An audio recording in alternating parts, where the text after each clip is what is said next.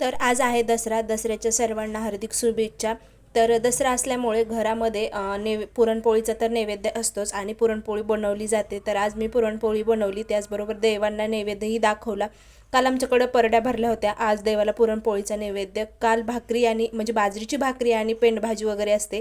तर या प्रकारे पुरणपोळी, आमटी, कढी, म्हणजे पापड, कुरवडी, भजे, भात या प्रकारे मी बनवलं होतं. त्यानंतर देवाला वगैरे नैवेद्य दाखवून घेतला, आम्ही जेवण केलं. त्याचबरोबर इथे पूजा केली.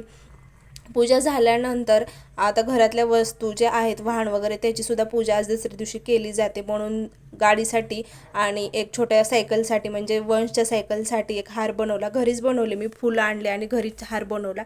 त्यानंतर पूजा वगैरे करून घेतली संध्याकाळी गाडीची वगैरे. आणि संध्याकाळची सेवा म्हणजे तुळशीमध्ये एक दिवा लावला, मेन उंबरट्यावरती एक दिवा लावला आणि संध्याकाळची सेवा म्हणजे कापूर आणि जे लवंग आहेत 5 लवंग ते प्रज्वलित करून सेवा देखील केली. त्यानंतर आजचा दिवस असा होता. श्री स्वामी समर्थ.